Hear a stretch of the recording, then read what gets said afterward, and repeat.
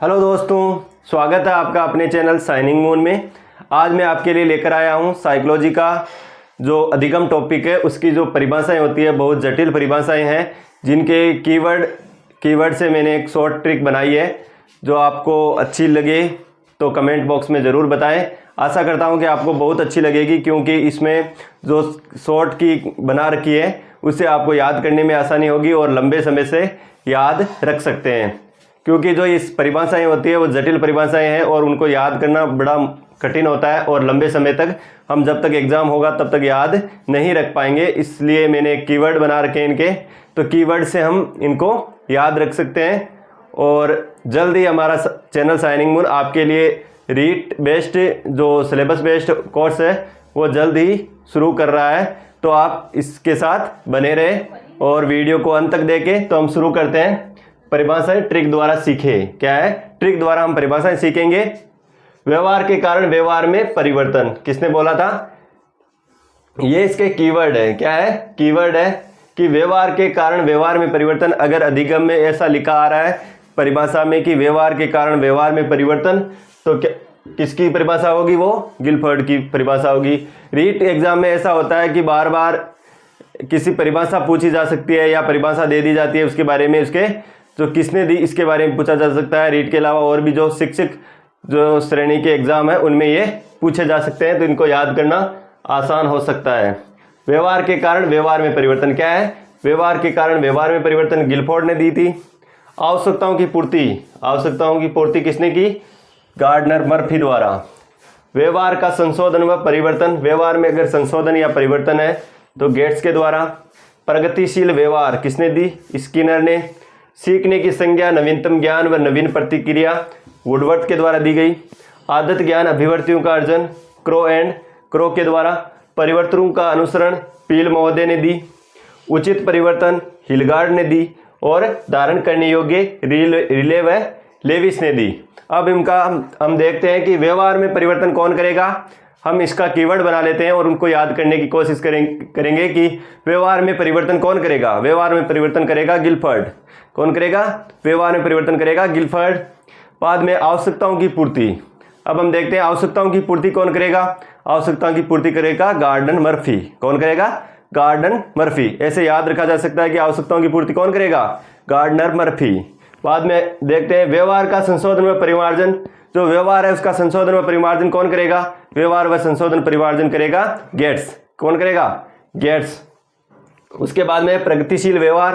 प्रगतिशील व्यवहार कौन करेगा? प्रगतिशील व्यवहार किसकी परिभाषा में आएगा? स्किनर के परिभाषा में। किसके?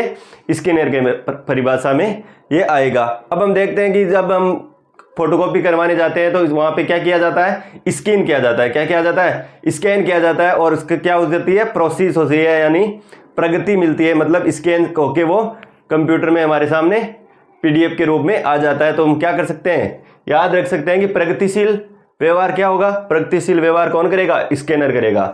उसके बाद में है सीखने की संज्ञा व नवीनतम ज्ञान व नवीन प्रतिक्रिया। सीखने का ज्ञान, नवीनतम प्रक्रिया, ऐसे अगर कीवर्ड आ रहे हैं आपकी परिभाषा में तो वो किसने दी है? वो वुडवर्थ ने दी है। किसने दी है? वुडवर्थ ने दी है। सीखने की ज्ञान, नवीनतम ज्ञान व नवीनतम प्रक्रिया वुडवर्थ ने दी है। अब हम देखते हैं आदत है, आदत ज्ञान अभिवर्तियों का अर्जन। क्या है? आदत ज्ञान व अभिवर्तियों का अर्जन किसने दी है? क्रो एंड क्रो नामक दो वैज्ञानिक थे। ये दो अलग अलग वैज्ञानिक है जिनको लास्ट में बाद में धीरे धीरे क्या है, एक ही नाम से बोला जाने लगा, क्रो एंड क्रो। ये दो क्या है? अलग अलग वैज्ञानिक है। तो किसने दी? आदत ज्ञान अभिवर्तियों का अर्जन क्रो एंड क्रो। जैसे ही हम देखते हैं आदत से हम अंदाजा लगा सकते हैं कि जो कोई की क्या होती है? आदत होती है। तो हम उसको अंदाज से ऐसे अनुमान लगा सकते हैं कि अगर आदत ज्ञान अभिवर्तियों का अर्जन हमारी परिभाषा में आ रहा है तो उसका क्या अर्थ हो गया कि ये किसने दी है? क्रो एंड क्रो ने दी है।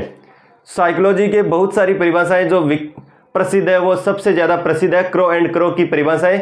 तो आप ऐसे अनुमान लगाकर भी कर सकते हैं क्रो एंड क्रो की परिभाषा। बाद में हम देखते हैं परिवर्तनों का अनुमान। परिवर्तनों का अनुमान कौन लगाएगा? परिवर्तनों का अनुमान लगाएगा पील महोदय। किसने लगाया था? पील महोदय ने। तो परिवर्तनों का अनुमान पील महोदय। बाद में देखते हैं उचित परिवर्तन। उचित परिवर्तन कौन करेगा? उचित परिवर्तन करेगा हिलगार्ड। ऐसे हम याद रख सकते हैं कि उचित परिवर्तन कौन करेगा, उचित परिवर्तन करेगा हिलगार्ड। बाद में देखते हैं धारण करने योग्य। धारण करने योग्य जो धारण कौन करेगा, रिले धारण करेगा, तो रिले एंड लेविस। धारण करने योग्य कौन है, रिले एंड लेविस। ये पूरी परिभाषा नहीं है, परिभाषा के जो कीवर्ड है मैंने उसको कीवर्ड को उठाया है और कीवर्ड से हम याद रख सकते हैं। जैसे बड़ी परिभाषा अगर हमारे सामने एग्जाम में बड़ी परिभाषा आ जाती है तो इसमें जो कीवर्ड होते हैं उनको हम उठाकर उनको याद रख सकते हैं। तो एक बार मेरे साथ जरूर बोले और रिपीट करें इसको ताकि आपको ये कंठस्थ हो सके और याद हो जाए। व्यवहार के कारण व्यवहार में परिवर्तन कौन करेगा, व्यवहार के कारण व्यवहार में परिवर्तन करेगा गिलफर्ड। कौन करेगा, व्यवहार के कारण व्यवहार में परिवर्तन करेगा गिलफर्ड। आवश्यकताओं की पूर्ति कौन करेगा, आवश्यकताओं की पूर्ति करेगा गॉर्डन मर्फी। कौन करेगा, गॉर्डन मर्फी। व्यवहार का संशोधन व परिमार्जन कौन करेगा, व्यवहार का संशोधन व परिमार्जन करेगा गेट्स। कौन करेगा, गेट्स करेगा।